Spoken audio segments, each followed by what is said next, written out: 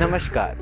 मैं हूं यश तिवारी और आज की इस वीडियो में हम बात करेंगे फ्रैंचाइज मैनुअल के बारे में।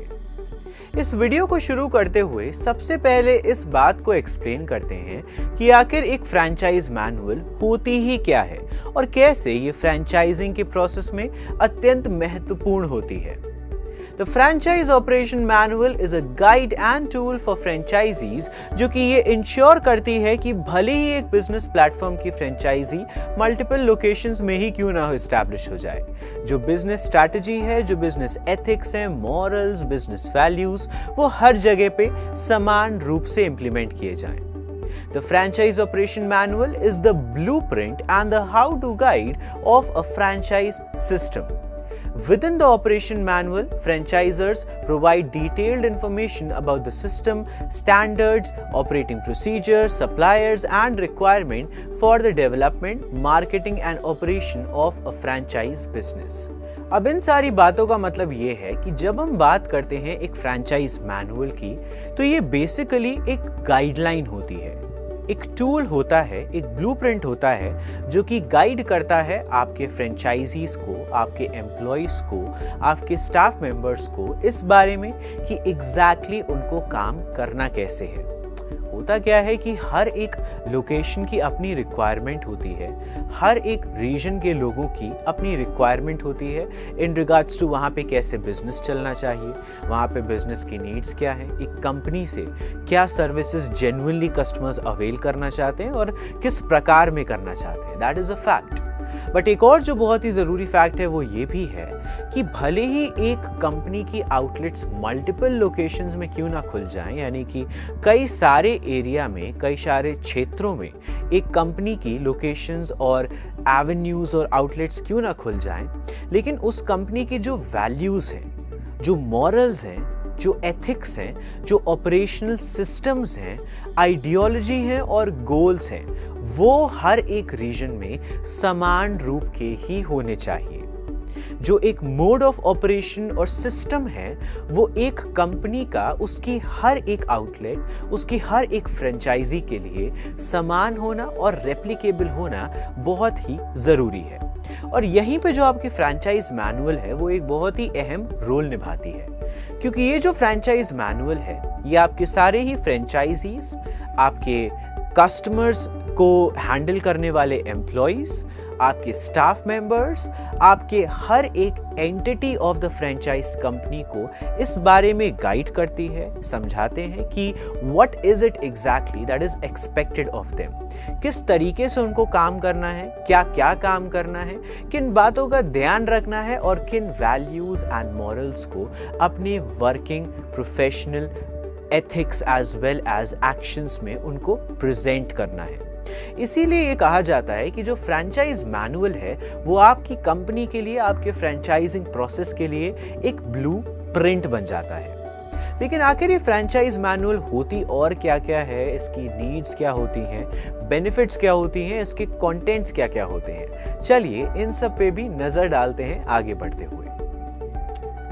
सबसे पहले तो हम यही समझ लेते हैं कि आखिर एग्जैक्टली जब हम फ्रैंचाइज मैनुअल की बात कर रहे हैं, then what are the introductory pointers जो कि आपको पता होने चाहिए। It is the most important document. अब आप कहेंगे कि आखिर ये फ्रैंचाइज मैनुअल सबसे ज्यादा इंपॉर्टेंट डॉक्यूमेंट कैसे बन गया, और आंसर बहुत ही आसान है समझने के लिए। जब आप किसी फ्रेंचाइजी को रिक्रूट करते हैं या इवन अगर आप एक एम्प्लॉय को हायर करते हैं अपनी कंपनी में, तो वो ऑन बोर्ड होते हैं बहुत सारी एक्सपेक्टेशंस के साथ, बहुत सारे questions as well as confusion के साथ। भले ही वो आपकी कंपनी को लेके बहुत ही एक्साइटेड क्यों ना फील करें, उनमें आपको एक जज्बा दिखे, उनमें आपको एक पोटेंशियल दिखे, बट उनको सही प्रकार से गाइड करने के लिए, उनको सही दिशा में ले जाने के लिए उनके लिए चाहिए होता है एक ब्लूप्रिंट। एक टूल, एक मैनुअल जो कि आपके फ्रेंचाइजीज को, आपके न्यू एम्प्लॉइज, स्टाफ मेंबर्स को इस बारे में गाइड कर सके कि आखिर आपके कंपनी की क्या क्या महत्वाकांक्षाएं हैं, आपके कंपनी की क्या क्या वैल्यूज हैं और एथिक्स हैं, किन मॉरल्स को उनको हमेशा ध्यान में रखना है, किन प्रैक्टिसेस के बारे में उनको हमेशा कॉशियस रहना है और किन बातों पर हमेशा ही उनको फोकस करना है आपकी कंपनी में या फिर आपकी कंपनी के लिए काम करते हुए। और ये सारी जो इन्फॉर्मेशन है इवन एक बहुत ही इनिशियल फेज में आप अपने न्यूली हायर्ड और रिक्रूटेड फ्रेंचाइजीज या फिर न्यूली हायर्ड और रिक्रूटेड एम्प्लॉइज को इस फ्रेंचाइज मैनुअल की मदद से बता पाते हैं, विच इज वाई इसकी जो इंपॉर्टेंस है वो बहुत ही ज्यादा बढ़ जाती है। फिर आता है the point of franchisers creating this during the franchising process, क्योंकि आपके साथ ऐसा नहीं होना चाहिए कि आप ये जो फ्रेंचाइज मैनुअल है इसको आप क्रिएट कर रहे हैं अपने बिजनेस को फ्रेंचाइज करने के बाद, when you are already recruiting some or the other franchisees. That should not be the case. आपको इस फ्रेंचाइज मैनुअल को क्रिएट करना है before you even start recruiting the franchises, यानी कि एम्प्लॉइज को या फिर फ्रेंचाइजीज को रिक्रूट और हायर करने से पहले ही ये डॉक्यूमेंट आपको क्रिएट कर लेना है। And as a franchisor only you create this document, क्योंकि कहीं ना कहीं इसमें आपके जो इंडिविजुअल गोल्स एंड एम्स हैं आपकी कंपनी को लेकर, जो वैल्यूज और एथिक्स हैं जिनकी हम लोग ने अभी बात की थी आपकी कंपनी और आपके प्लेटफॉर्म के, उनको आपको पेन डाउन करना है, क्लियरली मेंशन करना है। लेकिन ये सारी इंफॉर्मेशन किसी को ऑनबोर्ड करने से पहले उनको समझानी ज्यादा जरूरी हो जाती है, या फिर एटलीस्ट इनिशियल फेज में, rather than after a very long period of time. Which is why जरूरी होता है कि फ्रेंचाइजर्स जो हैं इस मैनुअल को क्रिएट करें फ्रेंचाइजिंग प्रोसेस में ही, ना कि फ्रेंचाइजिंग प्रोसेस के बाद। फिर आता है the point of this acting as guidelines about what and how it needs to be done. अब जैसे कि मान लेते हैं कि आपने एक फूड एंड बेवरेज कंपनी खोली है और अब उस फूड एंड बेवरेज कंपनी के आप खोल रहे हैं सब आउटलेट्स, यानी कि आप उसको फ्रेंचाइज करते हो, उसके और भी आउटलेट्स, उसके और भी प्लेटफॉर्म्स जगह जगह पे खोल रहे हैं। But just knowing what your food and company is all about, ये आपके फ्रेंचाइजीज या इवन आपके एम्प्लॉयज के लिए काफी नहीं है। उनको ये समझना जरूरी है कि आखिर कौन कौन से काम उनको एग्जैक्टली करने हैं जो कि आपकी मेन ब्रांच में आपकी कंपनी के सक्सेस की तरफ आपको लेकर गए, कौन कौन से वैल्यूज और एथिक्स को उनको ध्यान में रखना है, एंड साथ ही साथ में किन प्रैक्टिसेस के बारे में उनको बहुत ही ज्यादा कॉशियस होना है, किन बातों का उनको हमेशा रखना है खुद के लिए रिमाइंडर, और किस तरीके से अपने कस्टमर्स के लिए बेटर सर्विसेज को क्रिएट करना है। So what they are supposed to do as well as how they are supposed to do, ये सब कुछ उनको जानने को मिलता है आपके फ्रेंचाइज मैनुअल से when you provide it as a guideline about it all। और फिर आता है the point of it typically acting as a manual with hundreds of pages containing sets of guidelines, यानी कि ये जो आपकी फ्रेंचाइज मैनुअल है इसमें hundreds of pages होते हैं, even more than that many a times, जो कि बहुत ही elaborately हर एक पॉइंट को मेंशन करते हैं about what is it that is needed to be done, how is it needed to be done. Basically जो आपके फ्रेंचाइजीज हैं, जो आपके एम्प्लॉयज हैं, आपके स्टाफ मेंबर्स हैं, उनको क्या करना है, कैसे करना है, आप बहुत डिटेल में समझाते हैं इस फ्रेंचाइज मैनुअल में। एंड और साथ ही में advices on each and every aspect of the company are also shared, यानी कि एडवाइसेस, जो सजेशंस हैं, जो रिकमेंडेशंस हैं, भले ही वो किसी इशू को डील करने के बारे में हो या इवन एक सिचुएशन को सॉल्व करने के बारे में हो, इन सभी के बारे में इंफॉर्मेशन, सजेशंस, रिकमेंडेशंस और एडवाइसेस आपको अपने फ्रेंचाइज मैनुअल के थ्रू ही कन्वे करने होते हैं अपने फ्रेंचाइजीज, अपने एम्प्लॉयज और अपने स्टाफ मेंबर्स को। डिस्कशन को आगे ले जाते हुए अब हम लोग ये समझते हैं कि आखिर इस फ्रेंचाइज मैनुअल में होता क्या क्या है। What are the contents and the components of this franchise manual? The information present in the franchise can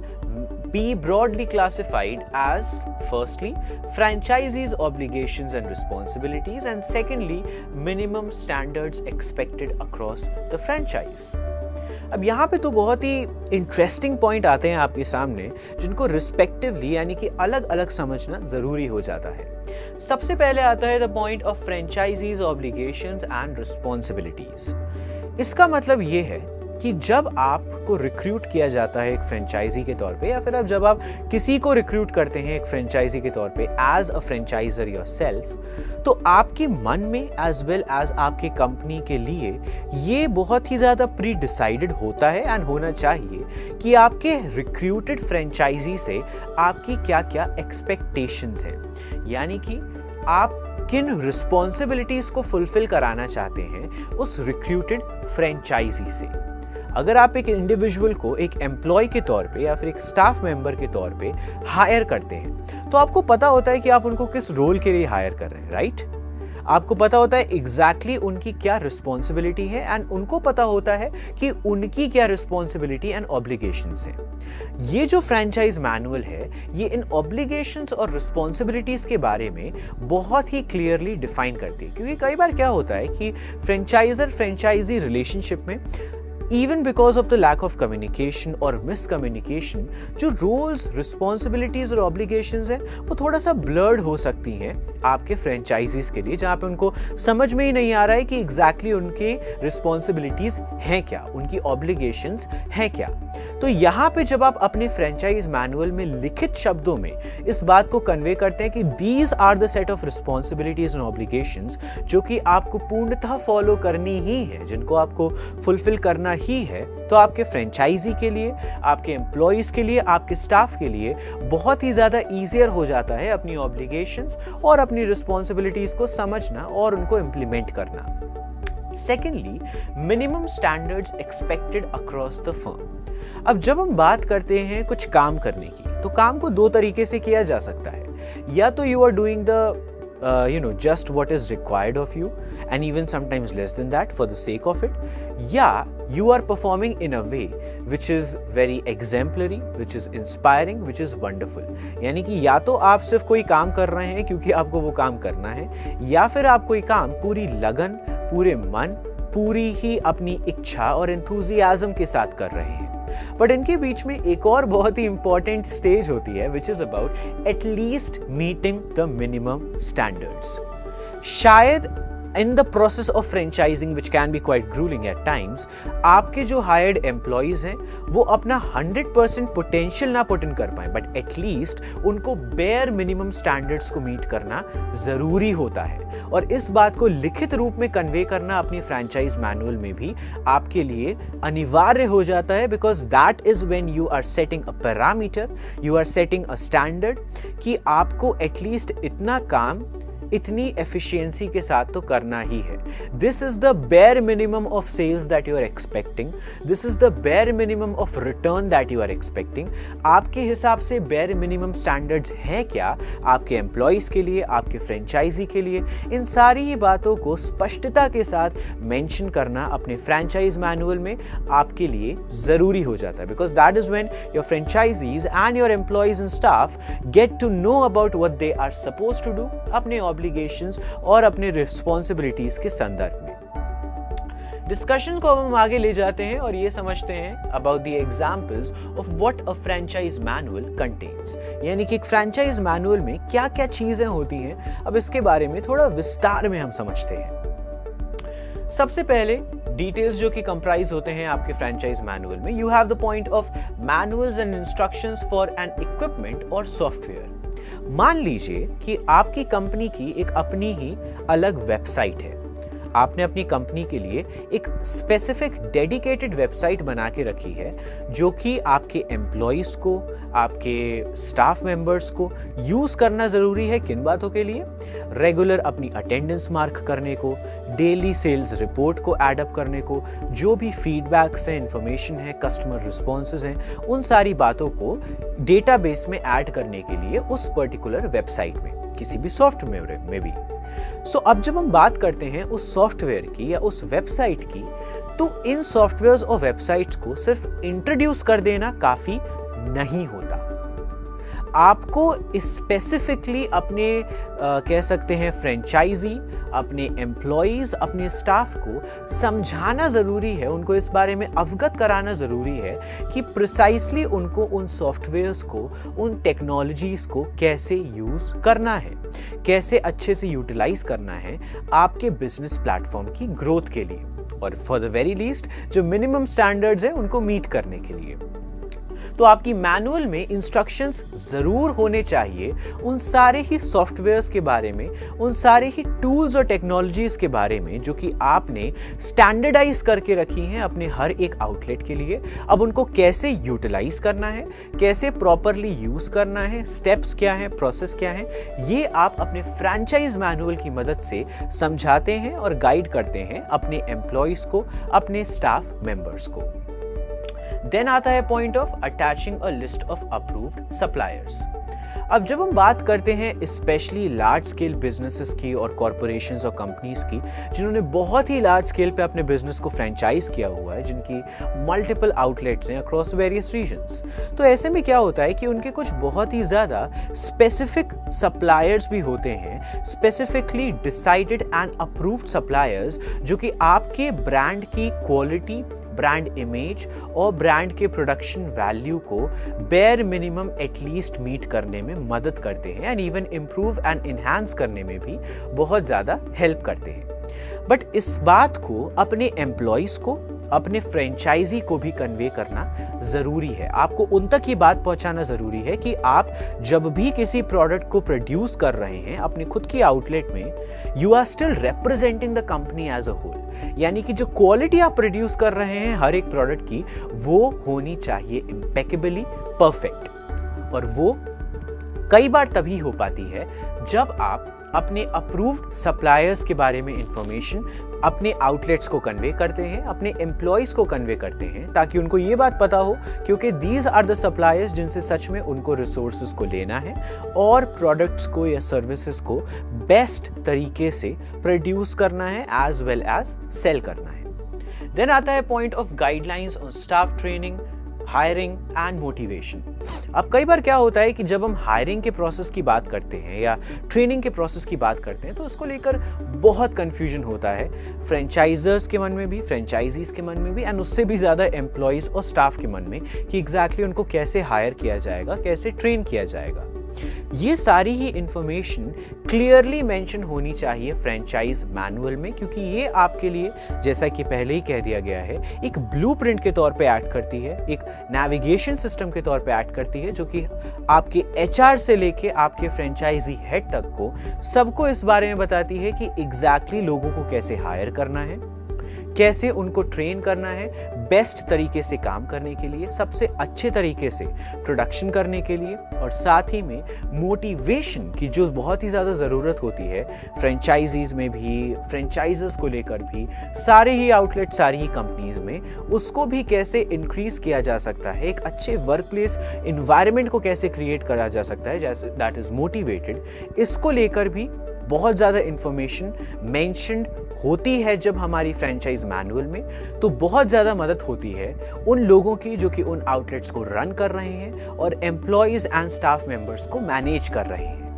फिर आता है the point of also rules and regulations on health and safety, यानी कि exactly health related precautions, safety कैसे manage करना है, ये आपके फ्रेंचाइज मैनुअल में मेंशन होना चाहिए कि कौन से हेल्थ स्टैंडर्ड्स है जिनको ध्यान में रखना है, भले ही वो हाइजीन को लेकर हो या फिर कुछ पर्टिकुलर टूल्स के यूजेज को लेकर हो, एंड इवन सेफ्टी को लेकर भले ही वो डिटेल्ड डिस्क्रिप्शंस हो कि एक किसी नेचुरल इशू के समय या फिर किसी एक कलामिटी के समय या फिर किसी भी सेफ्टी हैजर्ड के समय आपके एम्प्लॉयज़ को, आपके स्टाफ मेंबर्स को एग्जैक्टली क्या लाइन ऑफ एक्शन फॉलो करना है, किन एक्शंस पर काम करना है, ताकि वो सेफ्टी को मेंटेन कर सकें अपनी एज वेल एज आपकी कंपनी की। इन सारी बातों के बारे में डिटेल्स मेंशन होना, specially about the health and regulations about the safety are needed in the franchise manual.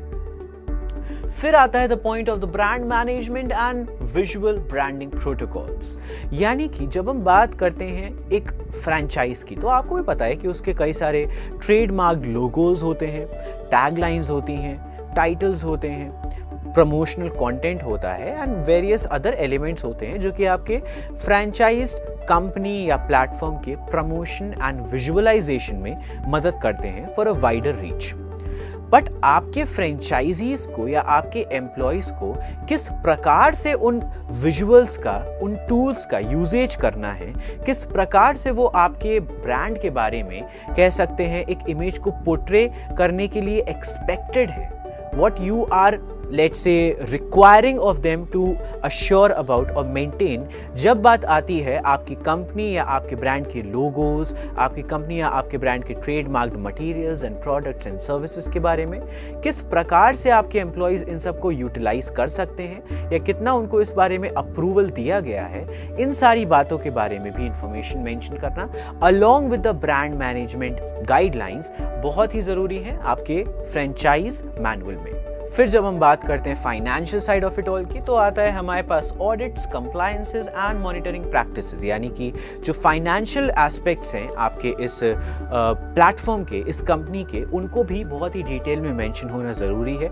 आपके फ्रेंचाइज मैनुअल में। After which comes the point of the financial management tools and practices, यानी कि financial information एक बात है, but उन finances को किस प्रकार से मैनेज करना है, जो सेल्स रिपोर्ट्स हैं, जो प्रॉफिट्स हैं, इवन जो लॉसेस हैं, एज वेल एज जो भी आपके फाइनेंशियल एस्पेक्ट्स हैं बिजनेस प्रोसीजर में, उन सबको किस प्रकार से मैनेज करना है, डॉक्यूमेंट करना है एंड हायर अप्स तक शेयर करना है, इस सभी के बारे में इंफॉर्मेशन डिटेल्ड रूप से होनी ही चाहिए मेंशन आपके फ्रेंचाइज मैनुअल में। After which comes the point of the complaints, management and grievances redressals, जिनको लेकर कई बार ये होता है कि बहुत ज़्यादा मिसकम्युनिकेशन हो जाता है, बट अगर आपके फ्रेंचाइज मैनुअल में क्लियरली मेंशन होता है कि कौन कौन सी चीज़ों पर ध्यान देना चाहिए जब भी आपके किसी कस्टमर से कोई कंप्लेंट आती है, किस प्रकार से रिस्पॉन्ड करना चाहिए, कितना प्रॉम्प्ट होना चाहिए, तो ये आपके फ्रेंचाइजिंग के सक्सेस में भी बहुत मदद करती है, which is why mentioning the details about it in the franchise manual is also absolutely essential. After which comes the point of the guidelines on business best practices and the sales and marketing ethical practices. तो चलिए अपने discussion को हम आगे ले जाते हैं और अपनी इस लिस्ट को आगे बढ़ाते हैं, ये समझते हुए कि बेनिफिट्स क्या होते हैं एक राइट मैनुअल या फिर एक फ्रेंचाइज मैनुअल के। सबसे पहले तो they form core of what franchise has to do. कई बार जैसा कि आपसे अभी कहा गया है, आपके एम्प्लॉयज को, आपके स्टाफ मेंबर्स को पता ही नहीं होता कि exactly what are they suppose to do. They know कि आपकी कंपनी किस बारे में है, उनको पता है कि आपका एक फूड या बेवरेज की कंपनी है या फिर आपकी एक क्लोथिंग लाइन है, बट एग्जैक्टली उनका उस कंपनी में एक आउटलेट में क्या रोल है, क्या रिस्पॉन्सिबिलिटी है, क्या लाइन ऑफ एक्शंस है और क्या कोर वैल्यूज हैं और मॉरल्स हैं, ये उनको नहीं पता होता। Which is why जब आप उनको क्लियरली मेंशन करते हैं अपने फ्रेंचाइज मैनुअल में, तो वो आपके एम्प्लॉयज के लिए, आपके स्टाफ के लिए, आपकी टीम के लिए बहुत ही मददगार बन जाते हैं। फिर आता है the point of defining the roles clearly, as we have already mention, helping to run franchise efficiently, क्योंकि जब आप क्लैरिटी को डेवलप करते हैं अपने कस्टमर्स से लेकर अपने एम्प्लॉयज तक में, अपने स्टाफ से लेकर अपने फ्रेंचाइजी तक में, about anything and everything that your company stands for, या क्या उनकी रोल्स और रिस्पॉन्सिबिलिटीज हैं, तभी वो अपने काम को भी अच्छे से कर पाते हैं और एफिशिएंटली कंट्रीब्यूट कर पाते हैं कंपनी के सक्सेस की तरफ। फिर आता है the point of reducing time and effort, क्योंकि जब क्लैरिटी होती है तो कंफ्यूजन नहीं होता, और जब कंफ्यूजन नहीं होता तो बहुत ज्यादा टाइम और एफर्ट नहीं लगते हैं किसी भी काम को करने में। Rather you are able to do it very efficiently and very effectively. You also have the point of uniformity and consistency, यानी कि हर एक आउटलेट में कैसे आप एक यूनिफॉर्म स्टैंडर्ड को मेंटेन करके रख सकते हैं, एक सिस्टम को मेंटेन करके रख सकते हैं, इसके बारे में भी आपके फ्रेंचाइज मैनुअल से बहुत मदद मिलती है। और साथ ही में आता है the point of forming a strong foundation to franchise agreements. अब अपने डिस्कशन को आगे ले जाते हुए अगले नंबर पे आता है the steps to write an effective franchise manual, यानी कि किन स्टेप्स को आपको ध्यान में रखना है फ्रेंचाइज मैनुअल को लिखते समय। डिस्क्राइब फ्रेंचाइजर फ्रेंचाइजी रिलेशनशिप, यानी कि जो आपके फ्रेंचाइजर और फ्रेंचाइजी के बीच में रिलेशनशिप है वो कैसा होना चाहिए, किन बातों का ध्यान रखना चाहिए, that should certainly B mentioned in the manual. Detail business process and procedures, यानी कि आपके बिजनेस के जो भी ऑपरेशनल प्रोसेसेस हैं कैसे उनको इंप्लीमेंट करना है, किस प्रकार से उनको रन करना है, it should also be mentioned. Provide information about brand identity and products, यानी कि आपकी जो कंपनी है उसकी आइडेंटिटी क्या है, उसके logos, trademark information, taglines and even product details, इनके बारे में भी डिटेल्स आपके फ्रेंचाइज मैनुअल में मेंशन होने चाहिए। क्लैरिफाई योर बिजनेस पॉलिसीज, यानी कि किन पॉलिसीज को आपके कंपनी मेंबर्स, आपके टीममेट्स, आपके एम्प्लॉयज, आपके स्टाफ्स को याद रखना चाहिए, जिसके बेसिस पे उनको हर एक काम करना चाहिए। These policies are also important to be mentioned in the manual. फिर आते हैं the section for HR issues, reviewing the document and publishing your franchise manual, यानी कि सारे ही डिटेल्स को मेंशन कर लेने के बाद, अच्छे से उसका रिव्यू कर लेने के बाद अब समय आता है उसको पब्लिश करने का। अब किस प्रकार से फ्रेंचाइज मैनुअल को पब्लिश किया जा सकता है ये आपको थोड़ी देर में जानने को मिलेगा हमारी आज की इस वीडियो में आगे बढ़ते हुए। तो अब अपने डिस्कशन को आगे ले जाते हुए अगले नंबर पे आता है the point of the franchiser and franchisee relationship.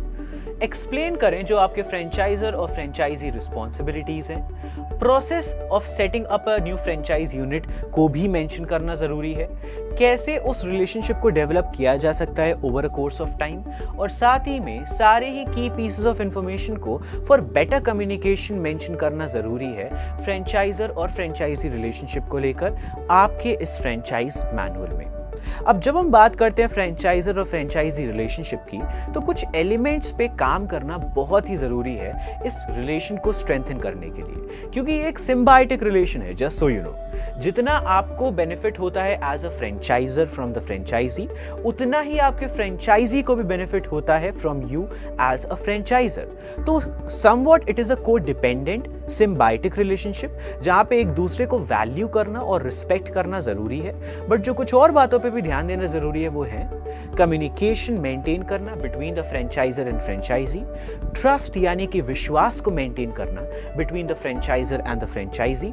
Support यानी कि एक दूसरे की तरफ मदद का हाथ बढ़ाना whenever there might be a need for it, ताकि आप उस प्रोफेशनल रिलेशन को स्ट्रेंथन कर सकें between the franchiser and the franchisee. Clarity which is about कि कोई कंफ्यूजन नहीं होना चाहिए, कोई डायलेमा नहीं होनी चाहिए, ओपननेस और क्लैरिटी होनी चाहिए हर एक पॉलिसी, हर एक अग्रीमेंट, हर एक इनिशिएटिव के बारे में। And last but not the least, dedication, यानी कि फ्रेंचाइजर और फ्रेंचाइजी दोनों को ही डेडिकेटेड होना चाहिए एक दूसरे की मदद करने की तरफ और एक दूसरे के इनिशिएटिव को आगे बढ़ाने की तरफ। For the franchisee it being the entire company and for the franchiser being the outlets जिनको उनको आगे बढ़ाना है और एक्सपैंड करना है। अब अपने डिस्कशन में आगे बढ़ते हुए आते हैं business processes. Normally the longest section, avoid franchise wide inconsistencies, give details about the financial procedures, provide examples of best practices and useful to create flow charts when explaining complex processes. अब इन सारी ही बातों का मतलब यहां पर यह है कि जब आप एक फ्रेंचाइज मैनुअल को क्रिएट कर रहे हैं, किस तरीके से आपके फ्रेंचाइज आपके बिजनेस को ऑपरेट करना है, इनके बारे में क्लियर डिटेल्स मेंशन होना एब्सोल्युटली एसेंशियल होते हैं, because that is what an employ or a staff member needs to learn the most about. वो शायद आपकी पॉलिसीज को एक बार के लिए तब भी समझ जाएं, बट जो ऑपरेशनल डिटेल्स होते हैं कि एग्जैक्टली उनको हर एक प्रोसेस कैसे करना है, हर एक सिस्टम को कैसे यूज करना है, हर एक सेल को कैसे रिकॉर्ड करना है, ये जो बेसिक ऑपरेशनल लेवल की चीजें हैं इनके बारे में डिटेल्स मेंशन करना, बिजनेस प्रोसेसेस के बारे में डिटेल्स मेंशन करना, even if it is the longest and the most elaborate section of your franchise manual, बहुत ही जरूरी हो जाता है। फिर आता है the point of the brand identity. अब ब्रांड आइडेंटिटी का मतलब ही ये है कि आपकी जो ब्रांड है, आपकी जो कंपनी है, उसकी जो रिप्रेजेंटेशन है आपके कस्टमर बेस में, भले वो आपके लोगोस के थ्रू हो, आपकी वेबसाइट के थ्रू हो, आपके ट्रेडमार्क टैगलाइंस के थ्रू हो, आपके प्रमोशनल मटेरियल्स, फ्लायर्स, एडवर्टीजमेंट्स, किसी के थ्रू भी हो, बट जो ब्रांड आइडेंटिटी आप प्रमोट कर रहे हैं उसके बारे में भी डिटेल्स आपके फ्रेंचाइज मैनुअल में होने ही चाहिए। गिव इन्वेस्टर्स बेटर अंडरस्टैंडिंग कि आखिर एग्जैक्टली आपकी ब्रांड आइडेंटिटी है कैसी, आपके इन्वेस्टर को समझ में आए। डिस्क्राइबिंग ब्रांड पोर्ट्रेयल, यानी कि आपकी ब्रांड को कैसे पोर्ट्रे किया जाना है मार्केट में, आपके स्टाफ मेंबर्स, एम्प्लॉइज, इवन आपके पीआर एजेंट्स एंड इन्वेस्टर्स को किस प्रकार से आपकी ब्रांड को लेट्स से प्रोपोगेट करना है, इसको प्रमोट करना है in the market, that has to be mentioned in the franchise document itself. Create marketing guidelines, यानी कि फ्रेंचाइज मैनुअल में जो मार्केटिंग रिलेटेड इनिशिएटिव्स हैं उनके बारे में गाइडलाइंस होना भी बहुत ही जरूरी है।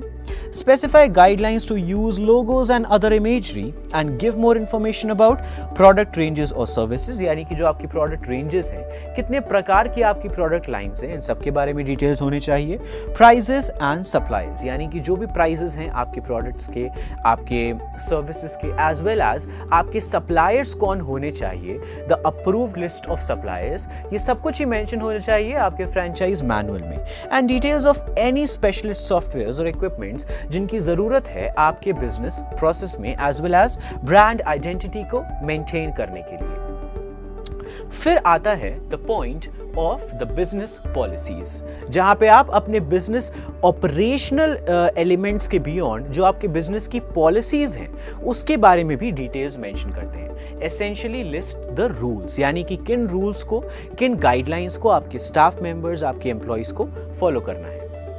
How to handle business tasks, business task को कैसे हैंडल करें। Solutions for issues that crop up, अगर कोई भी इशू आ रहा है, भले वो हेल्थ एंड सेफ्टी रिलेटेड हो, सेल्स रिलेटेड हो, किसी भी प्रकार का हो, उसको कैसे सॉल्व किया जाए। स्पेसिफिक इंफॉर्मेशन किसी भी प्रकार की जो कि आपके बिजनेस के कह सकते हैं लीगैलिटी के बारे में है, जो पॉलिसीज आपके एम्प्लॉइज को जानना और समझना जरूरी है, that is also important to be mention. Also outline health and safety regulations and explain emergency procedures, which is also बहुत ही ज़्यादा important, ये आपके लिए ज़रूरी है, ये आपके लिए अनिवार्य है कि आप अपने इस मैनुअल में, इस फ्रेंचाइज मैनुअल में जो इमरजेंसी रिलेटेड रिस्पॉन्स प्रोसीजर्स होते हैं आपके एम्प्लॉयज़, आपके स्टाफ के लिए, उनको अच्छे से मेंशन करें। फिर आता है the section for the HR issues, describing your recruitment and staff training process, यानी कि किस प्रकार से आपको रिक्रूट करना है स्टाफ को, किस प्रकार से उनको ट्रेन करना है। लिस्ट ऑफ की प्लेयर्स, यानी कि इस एचआर प्रोसेस में, इस रिक्रूटिंग प्रोसेस में कौन की प्लेयर्स होंगे जो कि हैंडल करेंगे प्रोसेस को, that should also be mentioned in your franchise manual. जो जॉब डिस्क्रिप्शंस हैं और कॉन्टैक्ट डिटेल्स हैं उनको भी मेंशन करना बहुत ही जरूरी है। इंडिविजुअल्स की रिस्पॉन्सिबिलिटीज और किसको वो आंसर करते हैं, whom are they answerable to, what is the line of communication in your company, in your outlet, इसके बारे में भी मेंशन करना जरूरी है आपके फ्रेंचाइज मैनुअल में। साथ ही में इंक्लूड करें information about the audits, assessments, monitoring procedures and the complaint managements. इसके बाद इवेंचुअली आपको रिव्यू करना जरूरी है डॉक्यूमेंट को। अब जैसे कि कुछ पॉइंटर्स आप देख ही रहे हैं स्क्रीन पे, बट सबसे जरूरी बात जो है वो ये है कि एक 100 पेज के डॉक्यूमेंट को लिख लेना एक बात होती है, बट देन उसको प्रॉपरली रिव्यू करना एक बिल्कुल ही अलग चीज है। अब इस रिव्यूइंग प्रोसेस में आपको किन बातों पे ध्यान देना है।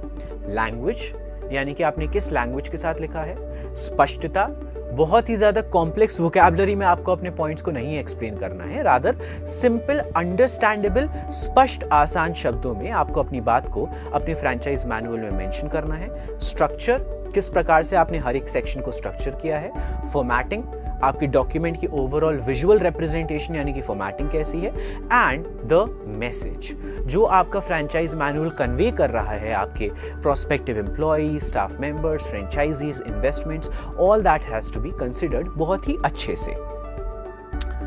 और इसके बाद आता है the point of publishing your franchise manual. अब आप किस प्रकार से इसको पब्लिश करना चाहते हैं ये बिल्कुल आपके ऊपर है। आप इसको आज के मॉडर्न ज़माने में डिजिटली भी कर सकते हैं, विच बिकम्स मोर कन्वीनियंट आपके एम्प्लॉयज़ और आपके स्टाफ मेंबर्स के लिए, क्योंकि डिजिटली कहीं भी वो आपके इस मैनुअल को एक्सेस कर सकते हैं। शायद फिजिकल कॉपी को हर जगह पे कैरी करना उतना कन्वीनियंट ना हो, बट बिफोर पब्लिशिंग अच्छे से एक बार थरो रिसर्च और रिव्यू कर लेना अपनी डॉक्यूमेंट की बहुत ही ज़्यादा ज़रूरी होता है।